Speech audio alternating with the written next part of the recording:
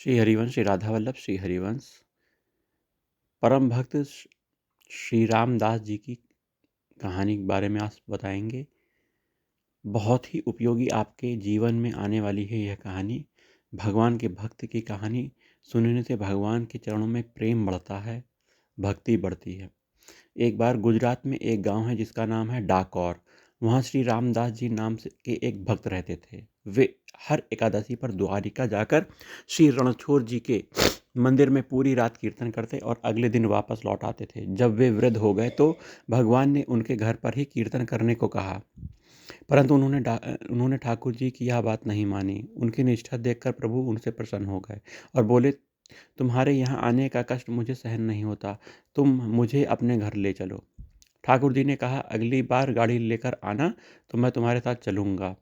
पर रामदास जी बोले, प्रभु मैं तो बूढ़ा हो गया हूँ, आप तो नव किशोर हो, मैं आपको कैसे उठा पाऊँगा?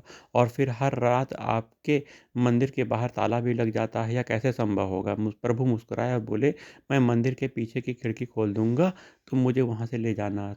मैं तुम्हारे लिए फूल जैसा हल्का हो जाऊँगा, तुम बस अगली बार गाड़ी लेकर आना, मैं तुम्हारे साथ चल दूँगा।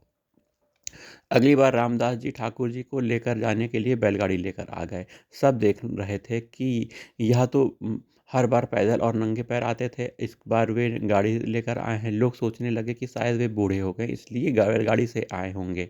रामदास जी मंदिर के पीछे गए और जहाँ ठाकुर जी ने पहले से ही खिड़की खोल दी थी। ठाकुर जी ने अपना पूरा श्रृंगार गहने पहन रखे थे। उन्होंने रामदास जी से कहा, मुझे अपने साथ ले चलो। रामदास जी ने निवेदन किया, प्रभु आप ये सारे गहने उतार दीजिए, यह सब आपके पुजारियों के काम आ जाएगा और मुझे तो वैसे भी आपको ले जाने में डर लग रहा है। कृपया अपने आभूषण यहीं छोड़ दीजिए। भगवान ने सारे आभूषण उतारकर मंदिर में फेंक दिए। इसके बाद उन्होंने कहा, अब मुझे अपने गोद में उठा लो। ठाकुर जी फूल जैसे हल्के हो गए। रामदास जी ने उन्हें गोद में उठाया और बैलगाड़ी में बैठा लिया। फिर वे डाकोर की ओर चल दिए। जब रणछोड़ जी पुजारियों ने अगले दिन मंदिर खोला तो देखा कि मंदिर में हर जगह आभूषण फैले हुए थे, ठाकुर जी वहाँ नहीं थे। उन्होंने खुली हुई खिड़की देखी और समझ गए कि जरूर वहाँ बैलगाड़ी वाला भक्त ठाकुर जी को ले गया होगा। सभी पुजारी घोड़ों पर सवार होकर भाला बरछी लेकर ठाकुर जी को ढूंढने निकल पड़े। उन्होंने रामदास जी को ढूंढ लिया और उनका पीछा करने लगे। रामदास जी ने ठाकुर जी से कहा, प्रभु ये तो पीछा कर रहे हैं, अब हम क्या करें? पास ही एक तालाब था। ठाकुर जी ने रामदास जी से कहा, मुझे इस तालाब में छुपा दो। रामदास ने ठाकुर जी को तालाब में छिपा दिया। ठाकुर जी पुजारी उन्हें ढूंढते रामदास जी के पास आए। उन्होंने ठाकुर जी के बारे में पूछने लगे। तब रामदास जी ने कहा, कुछ नहीं बताया। तो वे उन्हें भालों से मारने लगे। जब पुजारियों की नज़र तालाब की तरफ पड़ी तो वहाँ से खून बहता हुआ दिखा।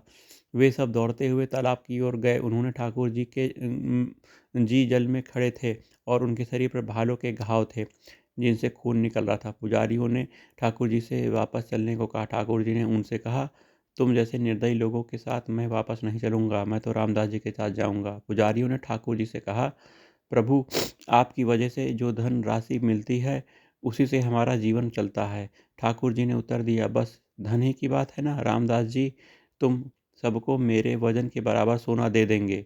सारे पुजारी यह सुनकर खुश हो गए, इस प्रस्ताव पर राजी हो गए। यह सुनकर रामदास जी बोले, अरे प्रभु, एक तो वैसे ही मुझे पिटवाया और अब कह रहे हो कि मैं इन्हें सोना दे दूंगा। मेरे पास तो सोना कहाँ है, मैं तो गरीब हूँ। प्रभु ने सबको डाकोर चलने को कहा।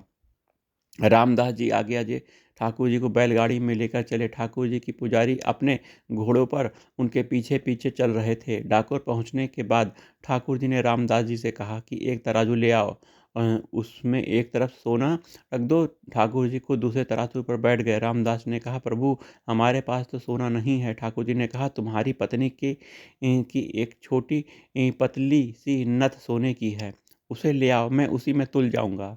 जैसे ही रामदास वह सोने की नथ तराजू के दूसरे पड़े में रखी तो वह भारी पड़ हो गया। ठाकुर जी ने अपने पुजारियों से कहा, सोना तो मेरे वजन से बहुत ज़्यादा है, लेकिन रामदास जी उदार हैं, तुम यह सारा सोना ले जाओ।